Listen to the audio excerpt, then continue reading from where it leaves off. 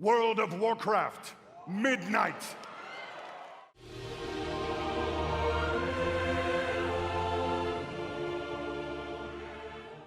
Greetings and salutations, everyone. Midnight is our 11th expansion, and we got to know much more about almost every single detail about the second part to the World Soul Saga. Much more than when Metzen initially announced the expansion back in 2023. There was quite a lot to dig into, at least for me, quite honestly. Hence why the video was delayed, a lot of it being key features and such I was hoping for in my latest video. Which gave me a lot of hope for the franchise and restored a lot of faith for Warcraft. From Quel'thelas getting a whole revamp, Horde Figures becoming prominent in the story again, the upcoming and rather expansive player housing, Ethereals being active once again, and the return of the Amani Trolls and their new leaders, Zul'jan's grandkids. By the way, called it. And a new set of leaders, such as maybe Zul'jan's grandson or granddaughter, or maybe even a cool pair of twins that are his successor that could lead the Amani down a new road. So we're gonna do what we normally do. We'll gush on what we like, speculate on some theories, and just have a good old time while doing it. You ready? Let's go. We've actually known about player housing for quite a while now, ever since its announcement during the WoW 20th anniversary presentation back in November. A sought out feature since the early days of World of Warcraft. A surprise, to be sure, but a welcome one. It definitely threw me for a loop, as it was one of the few bingo squares scratched off, albeit as a joke. However, that excitement hasn't died down, not by a hair. We've gotten more and more news and updates on just what we're getting, even periodically through blue posts and interviews from various content creators leading up to Gamescom. As a role player since 2009, this was and still is stupendous news to have a home for many of my characters I've crafted over the years, who for a while now relied on the many empty houses provided in zones. Something I will somewhat miss doing. Of course, I just might keep them for other characters that aren't Bannerak. F's in the chat though, to Sarfang's hut. Most definitely going to be a machinima explaining that somewhere down the line, of course, as to how and why good old Bannerak moves out from it. I'm less familiar with how houses are done for MMOs, but so far everyone is telling me that WoW might have one of the better ones, with just the sheer level of what you can place both in outside of your home. It's looking to be one of the best features for an expansion in a long, long time. Initially, some people believe this was Garrisons 2.0, but that is far from the case. You are given much more creative liberty with so many assets to place within your home, inside and out. I'm very curious to see how it all works though, and to design my very own home for myself and others. We've gotten previews of this feature through creator clashes, and it's been scratching an itch that's been way out of reach. I've already made a steep wish list of things I'd like to see for player housing, so here's hoping for some of those to come to fruition. Ideally, biomes, house NPCs. Hey, let's go ahead and let Rexar and Thrall visit us, why not? It would make me very excited. I'm very much looking forward to seeing how this all works out, as well as neighborhood endeavors. Do you think the Void will invade a neighborhood like we saw in the trailer? I'd be very interested to see that play out. Normally, when I bring up Transmog, I'm usually talking about the new kinds of armor and weapons that we're getting. And for sure, I think we're going to be seeing some more advances into the tech in Midnight. We saw them cook with restrictions being lifted in Dragonflight, and so much more in War Within with the trading posts and such. And I'm hoping we'll soon get to the point where we can get legit cloaks and not just capes that we've been stuck with for nearly 2 decades. But I digress. Transmog sets are coming. We'll be able to establish a transmog set without having to pay gold to change a lone piece of gear, like those pesky wrists. Seriously, does anyone even see your wrists? no longer will I constantly have to get on my yak or bear to mog an item that I just got when I can just pre-establish it. You're still gonna need to pay the change for the entire set, but now I realistically only have to do it once in a while. Think of how much gold you're going to save without transmogging those wrists each time that they get replaced. Still can't think of a single person who transmogged their wrists while they're being hidden by gloves. Come on, people. And the best part, they're situational. You can get your transmog to change for whichever situation, such as visiting your house, walking around Silvermoon, doing delves, dungeons, raids, PvP. Your imagination is endless. This might be a huge game changer to transmog, and I'm glad to see it finally come to WoW in such a grand fashion. One of the perhaps largest and greatest parts about Midnight is the return to Quel'thelas and Zul'jin, especially in a revamped and modern fashion, which has been something I've been asking for a long time. But not just for those zones, but for a lot of zones, really. I'll be honest when I say that War Within was quite the struggle when enjoying certain zones. Hollowfall was absolutely beautiful, probably one of the more beautiful zones to date, with such an emphasis on Beladar shifting from light to void every 3 hours. That was really unique and really cool. And of course, I purely loved Ash'Kahet with the Nerubian storytelling and structure within.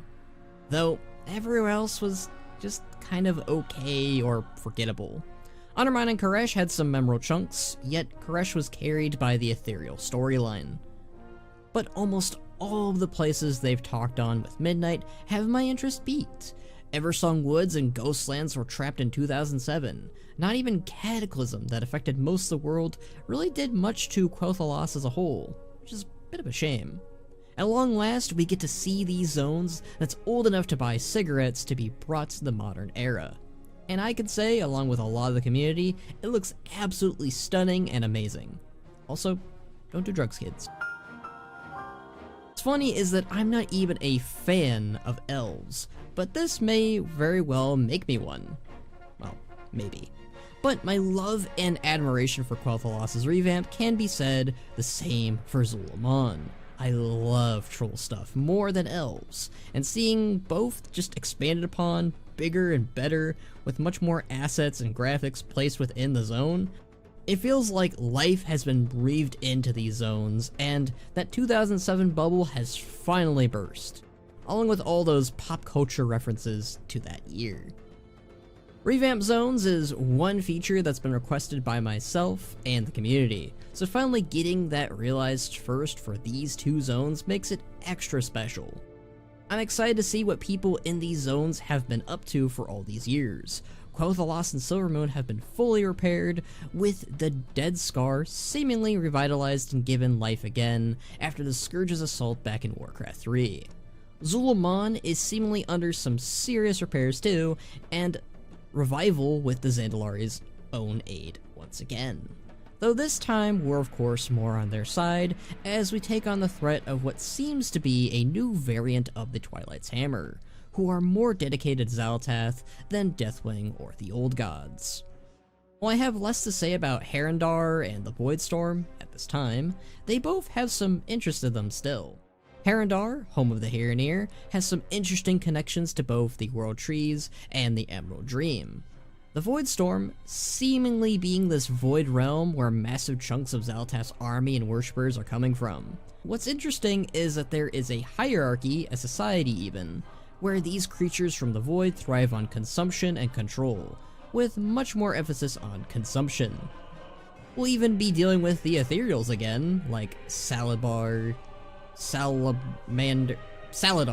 him, and as well with some new void creatures to contend with. Voidstorm even has its own expansive PvP area, seemingly for the two factions to duke it out and have separate stories against the void there. This ties into something I've wanted for quite a while, an alliance and horde conflict, and a different storyline for each faction, specifically the latter. I don't think all stories need to be horde versus alliance centered, but I'm also not really opposed to them. Which not only seems to be prevalent in the Voidstorm's PvP section, of course, but also in Silvermoon City itself, which while is a Horde capital, will also be a place the Alliance are going to be stationed in as guests. Tensions will bubble, and I'm very curious to see if that lasts throughout the World Soul Saga and beyond. Though the main thing I'm most curious about is where will we go after the March in Quel'thelas and the fate of the Sunwell is sealed. Will we see the Arathi's homeland? Back to the World Core? Something with the Naga and Nazjatar? Very interested to see where this all will lead to after we are done with Elfland. The Amani are returning, and those who watched my speculation video prior know that I've gushed about them. I'm really glad to see them formally make a return, though I think one of the most shocking and intriguing parts to all of these announcements was the reveal that not only do the Amani have new leaders, but the leaders are Zul'jin's grandchildren, Zul'jara and Zul'jan, chieftain and advisor, respectively.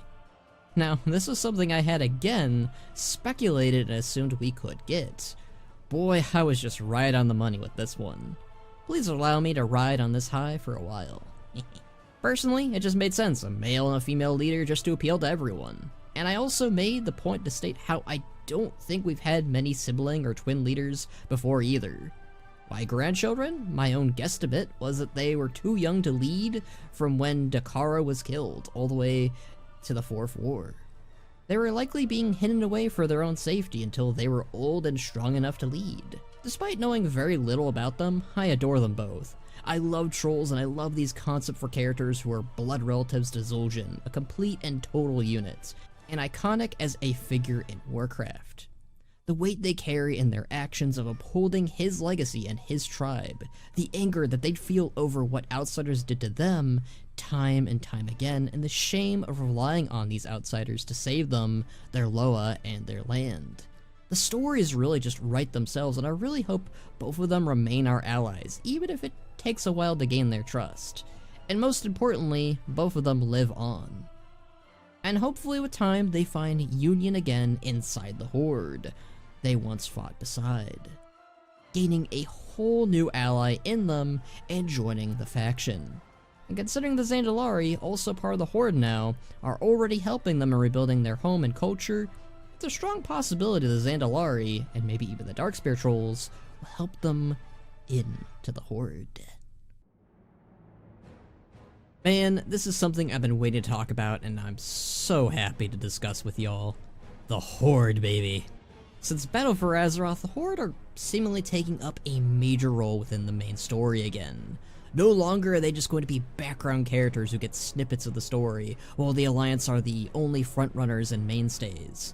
We will see the Horde get more than mere mentions, but rather have major roles in prominent stories within Midnight. Gods, I've been waiting so long for something like this, and it just makes sense. This is the Blood Elves' home being invaded by the Void, and their Sunwell threatened. A Horde capital is in danger, and thus the Blood Elves, who've been part of the Horde for almost 2 decades now, need help from the world and their faction. It's my hope and personal belief the Horde will truly arrive to aid their allies. And the Alliance too, of course. Lor'themar Theron, leader of the Blood Elves, leading the charge in this fight for his people, coordinating them in defense of the Sunwell. Lady Liadrin, leader of the Blood Knights, having her faith shaken given its murky and messed up origins of draining a Naru. Something it doesn't seem like she's forgiven herself for, and I'm certain we will see other longtime Blood Elf fan favorites take the stage and fight too. If anything else, Midnight should be a perfect time for the Blood Elves to take center stage. Characters like Holdaron, Ramath, Aethys, and more, hoping a lot of Blood Elf fans just get to be happy with some of their most known characters, or, you know, who know what's it out there, small characters. Just, Blood Elves should get to shine, obviously. But I don't think the Blood Elves will be the only ones to get something, whether it will be major or minor. I'm thinking Talanji, Rokhan, maybe even Zakan will take pivotal roles in aiding the Amani when the Blood Elves want nothing to do with them, maybe. A perfect job for the Zandalari and Darkspears to make the magic happen if the Blood Elves won't. Additionally, maybe we'll see sightings of Vol'jin as a Loa given the nature of the Amani's own Loa going silent. I'm not holding my breath for that one in particular, but one can hope. It's been a while since we've last heard from him, so yeah. We've also been somewhat promised the return of Thrall and Sylvanas Windrunner. Thrall having whatever role he might have had cut short in War Within, leaving me quite jaded. So here's hoping he gets something good pertaining either his role within the Horde or the Orcs. Maybe something against the oncoming Red Dawn, who may yet assault Alterac and his mentor of Drekthar in the Frostwolves. Or maybe something to do with the elements and Azeroth's cries for aid. Always something you can do for Thrall, and I hope it's more than just a role in Exile's Reach as a tour guide or something. Give that guy something big. As for Sylvanas, she's the talk of the town, like always. It was always a matter of when she'd return, and not if she'd return from her duties in the Maw. And last time she seemed quite keen and happy to fight for the Forsaken again. Once more, a story writes itself on her pushing to restore trust in both her, from both the Horde, Forsaken, and of course the Elves in the area. That I think could be accomplished with some very careful writing. I don't really want her to die a pointless death in defending her home, but instead becoming a champion of the Forsaken people, for her to live on through undeath, to find new purpose again. All in all, I'm definitely hoping for something big for the Horde in this expansion. Most of all, in just showing up and defending yet another Horde city, like they've done for Lor'themar in the past, Orgrimmar, and other Horde settlements. And for the moment, it's most certainly looking like the Horde will get a piece of the pie at the very least. At least for a little bit. And hey, seemingly that Sunwell summoned a lot of people, not just from the Army of the Light, so maybe we'll see a certain Rexxar show up.